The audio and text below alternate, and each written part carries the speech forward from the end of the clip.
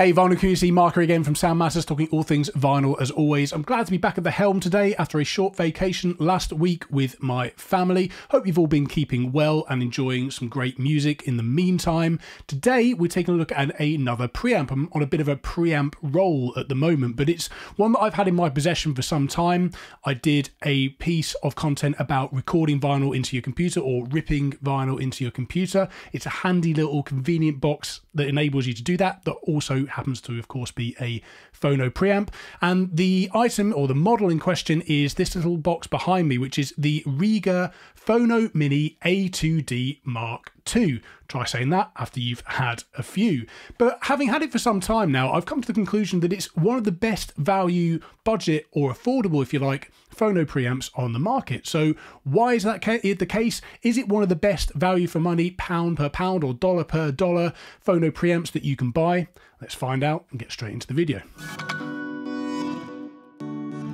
So here it is on the Rega website. Here it's the Phono Mini A2D MK2, which is a very compact phono preamp. It is ultra small. It's just over 4 inches wide. It's a tiny little box, and I'll get mine right up at the camera in a second. But essentially, you know, they claim it's a high quality moving magnet disc stage. So essentially it only works with moving magnet cartridges, and its circuit is based on the multi-award winning Phono MM, which is worth noting that is actually double the price. Although it doesn't mean it's exactly the same, you know, based on, I would suggest to me that it is getting as close as possible to, and they've based it on that, but it doesn't mean that it's exactly the same circuitry. And given the reduced size, I would doubt that it is the same phono stage, essentially. You know, otherwise, why would it be twice the price? But what it does come with, that the Phono MM does not come with, is the handy USB audio interface, which you can see at the front here, of course, which is perfect for creating digital copies of your records. Now, I did a whole video on how to do this using the free software Audacity, and I did use this Phono Preamp as the demonstration model for most of the process. You can check out in the top corner. There'll be a link in the top corner of this video right now somewhere. I'm probably reduced somewhere at the moment on your screen, but you get the point. In one of these top corners there will be a link to that video if you'd like to check it out for yourself. And it does make that whole process really handy. It means you don't have to get a separate audio interface, USB audio interface. You just plug your turntable straight into this Phono Preamp and go straight out from the USB output into your computer, select the interface as the device in Audacity, and you're pretty much good to go. On the rear panel, it really is as simple as it gets. You've got inputs and outputs, RCAs, and you've got your earth terminal here, which is operated by a screwdriver. I would prefer it was one of those, you know, ones you can just twist with a hand. Personally, it's a small niggle, but, you know, obviously it's part of keeping costs reasonable, so I do understand that. And, you know, the USB being on the front, I would prefer that kind of thing always to be on the rear panel as well, but I do understand that to keep the size small, some of these compromises have to be made.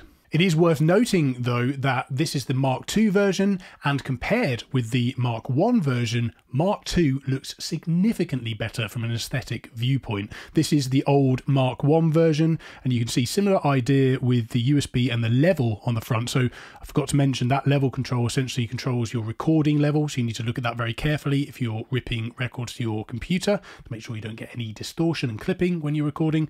More in that tutorial that I linked to earlier. But the main difference here is not just the look of the panel, but the earth terminal being on the front just seemed like such a bizarre place for that to be positioned. Why you'd want the earth terminal on the front and why you wouldn't put that on the rear, I don't know, but clearly that's been addressed, as the Mark II version now has, quite rightfully and quite sensibly, the earth terminal on the rear next to your input RCAs. Other features worth mentioning before we move on to how this Phono Preamp sounds is the sample rate of the recording process from the USB interface.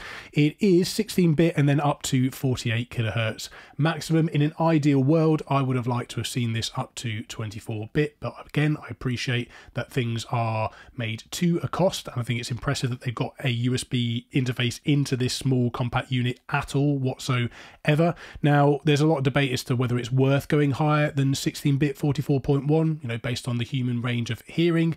I'm not going to go into a debate on this for the purpose of this video. You know, arguably the bit rate being 24-bit would raise or reduce the audible noise floor that you could hear, and also of course going higher sample rates can increase the frequency range that we're able to capture. But there is debate as to whether we can really hear that. Some people would say that no, you can't hear above, it's beyond the range of human hearing. Other people would argue that although we can't hear necessarily some of those frequencies that are being sampled in higher sample rates, but it has a knock-on impact on the ones that we can hear, you know, in very, very simple terms. But yeah, in an ideal world, I would have liked to have seen a minimum of 24-bit 48 kilohertz. But then again, this is a convenience box, and if you want to capture very HD quality recordings of your vinyl records, then I recommend you purchase a separate audio interface for that intention. Details aside, what about the sound quality? So while the Phono Mini is a very handy analog to digital converter, its core strength is still very much as a capable performer sonically.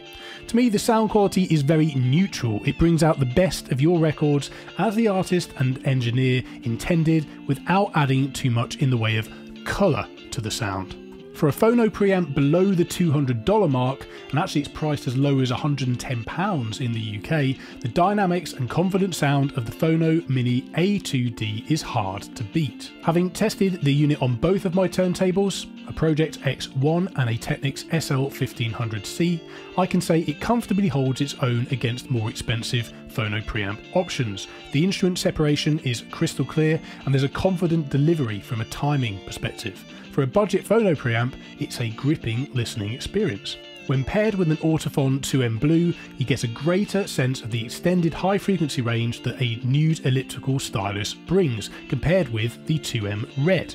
But when driving my Shure M97XE, which in comparison to the Autophon cartridges has a much flatter frequency response, the Phono Mini A2D, to my ears, adds a little more life to the sound compared with the built-in Phono stage on either my Project Stereo Box DS2 integrated amplifier or the built-in Phono stage within the Technics SL1500C deck. A more expensive Phono Preamp may dig a little deeper for detail and add a little bit more space to breathe, but in this category, the Phono Mini still goes places many of its competitors can't touch. Compared with, say, the Project Phono Box DS2 and the Tube Box DS2, both of which I just recently reviewed on this channel, it doesn't have quite the same soundstage and depth as those preamps do, and it's worth remembering both of those preamps run in a dual mono setup, which is great for that kind of channel separation.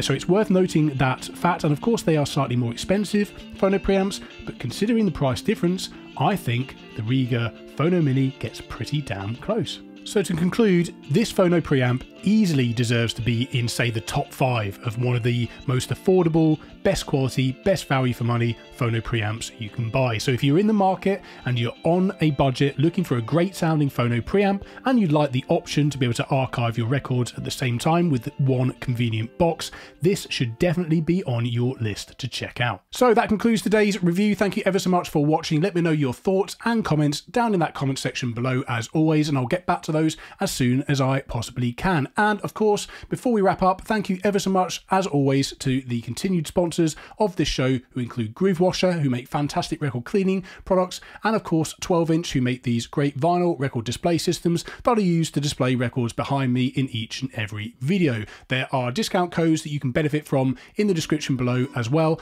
as a link to the product that we've been talking about today, so you can go check it out for yourself. Any of those discount codes are at no extra cost to you and help to support this channel. So thank you ever so much for your continued support. But if you're new to this channel, please do consider subscribing. We'll see you in that next video, but until then, keep spinning.